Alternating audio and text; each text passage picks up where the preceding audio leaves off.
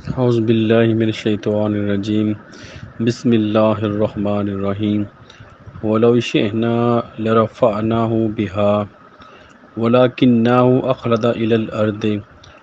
واتبع هواه فمثله كمثل الكلب إن تحمل عليه يلهث أو تتركه يلهث ذلك مثل القوم الذين كذبوا بآياتنا فاقصص القصص لعلهم يتفکرون۔ اور اگر ہم چاہتے تو اس کو ان آیات کے ذریعے بلند کر دیتے، مگر وہ تو زمین کی طرف جھک گیا اور اپنی خواہشات کے پیچھے چل پڑا، تو اس کی مثال کتے جیسی ہے۔ اگر آپ اس پر بوجھ ڈالیں تو زبان نکالے ہامتا ہے، یا اسے چھوڑ دیں تو بھی وہ زبان نکالے ہامتا ہے۔ یہ ان لوگوں کی مثال ہے جنہوں نے ہماری آیات کو جھٹلا دیا، لہٰذا اب ان کو واقعات بیان کر دیں تاکہ وہ غور و فکر کریں۔ آج ہم نے سورۃ الاعراف کی آیت نمبر 176 کی تلاوت کی اور اس کا ترجمہ آپ نے سنا۔ اس سے پہلے ہم 175 تک پہنچے تھے، جہاں پہ اللہ تعالیٰ نے ایک شخص کی مثال دی جو کہ اللہ تعالیٰ کی آیات کا علم رکھتا تھا، اور تو وہ ان آیات سے پھر گیا، تو اس کا نتیجہ کیا ہوا کہ شیطان اس کے پیچھے لگ گیا اور وہ گمراہوں میں ہو گیا۔ یعنی کہ شیطان نے جو اللہ تعالیٰ نے جیسے فرمایا کہ شیطان ہم سب کا سب سے بڑا دشمن ہے، واضح دشمن ہے، وہ اس کے پیچھے لگ گیا اور اس کو گمراہی میں دھکیل کے ہی اس نے دم لیا۔ تو یہ اس کا نتیجہ ہوتا ہے اللہ تعالیٰ کی آیات کو آپ جھٹلائیں، آپ کو اس کا علم مل گیا اور اس کے بعد پھر آپ اس کو چھوڑیں گے تو شیطان آپ کے پیچھے لگ جائے گا۔ تو یہ جو آیت نمبر 176 آج میں نے پڑھی ہے، اس میں جو یہ سب کے لیے میسج ہے، ایک قوم کے لیے بھی اور ہر انسان کے لیے اس میں میسج ہے کہ جو اللہ تعالیٰ کی آیات کو چھوڑتے ہیں ان کا نتیجہ کیا ہوتا ہے، اور اللہ تعالیٰ کا مقصد کیا ہے، آیات کا علم دینے کا اللہ تعالیٰ کا مقصد کیا ہے، اور جو اس کو نہیں لیتے ان کا پھر انجام کیا ہے۔ یہ دونوں چیزیں اس آیت میں بیان کی گئی ہیں۔ اس کا جو ہم ڈیٹیل سے اس کو پڑھتے ہیں، اور اگر ہم چاہتے تو اس کو ان آیات کے ذریعے بلند کر دیتے ہیں۔ تو یہ جو اس کا پہلا پارٹ ہے یہ اللہ تعالیٰ بیان کر رہے ہیں، اللہ تعالیٰ فرما رہے ہیں کہ جو اللہ تعالیٰ کی آیات کا جو مقصد کیا ہے وہ یہ ہے کہ اللہ تعالیٰ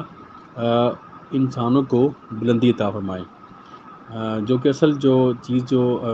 اللہ تعالیٰ چاہتے ہیں کہ ہم اچھے اعمال کر کے اپنے آپ کو بلند کریں، اپنے اخلاق کو بلند کریں، اپنے جو اس کی جو انسانیت کی جو معراج ہے وہ حاصل کریں۔ جیسا کہ نبی پاک صلی اللہ علیہ وسلم نے فرمایا کہ جو نماز انسان مومن کی معراج ہے، ہم بھی وہ معراج حاصل کریں۔ جیسے کہ نبی پاک صلی اللہ علیہ وسلم کو اللہ تعالیٰ نے فرمایا کہ آپ صلی اللہ علیہ وسلم کی ذات میں انسانوں کے لیے بہترین نمونہ ہے، تو ہم بھی ایسا اپنے آپ کو ایسا نمونہ جیسے کہ نبی پاک نے اپنے آپ کو پریزنٹ کیا، ایسے ہی اپنے آپ ہم بھی اپنے آپ کو پیش کریں، اور ہم بھی ان کو فالو کرتے ہوئے ان کے نقش قدم پر چلتے ہوئے ہم بھی وہ اچیومنٹ حاصل کریں جو کہ انہوں نے حاصل کی۔ ہم کوئی بھی انسان نبی تو نہیں بن سکتا، لیکن نبی کو فالو کرتے ہوئے ہم وہی اچیومنٹ جو انہوں نے حاصل کی، جو انہوں نے کامیابیاں حاصل کی، وہ ہم بھی حاصل کر سکتے ہیں۔ ان کے درجے کو کوئی نہیں پہنچ سکتا، لیکن ان کی محفل آپ کو نصیب ہو سکتی ہے۔ تو اللہ تعالیٰ کا جو مقصد ہے وہ ان آیات کو، یعنی کہ جو اللہ تعالیٰ کے آیات کا علم دینے کا مقصد کیا ہے، انسانوں کو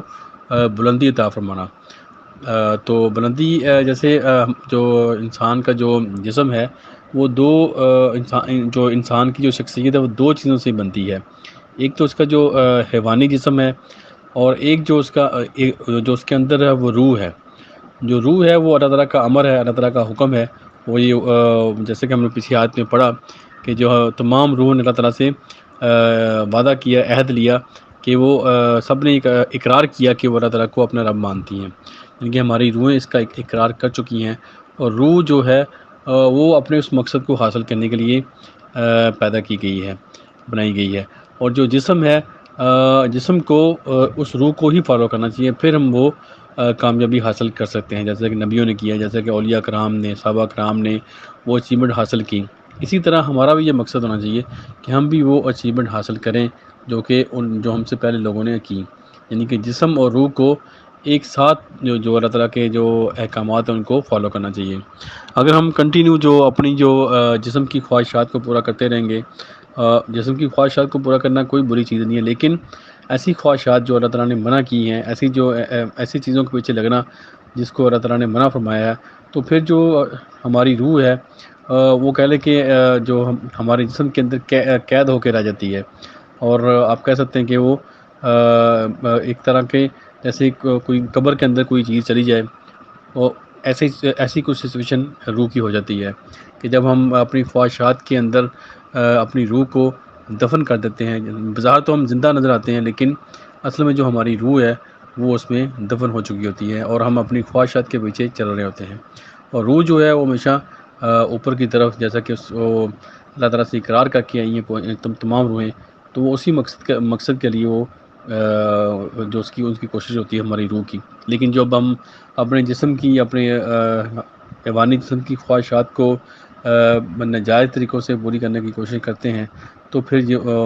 تو ہم اپنے گناہوں کے اندر ہی ہماری روح کو دفن کر دیتے ہیں، تو ہم وہ مقصد میں ناکام ہو جاتے ہیں جس کے لیے اللہ تعالیٰ نے کہ ہمیں پیدا فرمایا۔ جیسے کہ اس آیت میں اللہ تعالیٰ نے فرمایا کہ اگر ہم چاہتے تو اس کو ان آیات کے ذریعے سے بلند کر دیتے ہیں، یعنی اگر وہ اپنی وہ خواہشات کے پیچھے نہ لگتا تو اللہ تعالیٰ ضرور اس کو بلند کرتے، ان کو وہ کچھ ان کو عطا کرتے اللہ تعالیٰ، جیسا کہ ان سے پہلے لوگوں کو عطا کیا گیا۔ تو یہ اس کا جو پہلا پارٹ تھا۔ دوسرا جو اس کا ہے، مگر وہ زمین کی طرف جھک گیا، لیکن جو اللہ تعالیٰ کی آیات کو اس نے چھوڑا تو اس کا نتیجہ کیا ہوا کہ وہ زمین کی طرف جھک گیا۔ زمین کی طرف جھکنے سے مراد جو زمینی خواہشات ہیں، جو حیوانی خواہشات ہیں، اس کے پیچھے لگنا اور اس کے لیے ہی اپنی زندگی کو برباد کر دینا اور ساری زندگی اس کے اندر ہی کھپا دینا،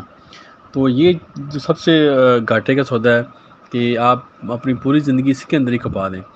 ٹھیک ہے، آپ اپنی جو انسان کی ضروریات ہیں، اور اپنے خاندان کے، اپنی فیملی کی جو ضروریات ہیں اس کو پورا کرنا ضروری ہے، لیکن اپنا مقصد ہی یہ بنا لینا، آپ کی ضرورت پوری ہوگی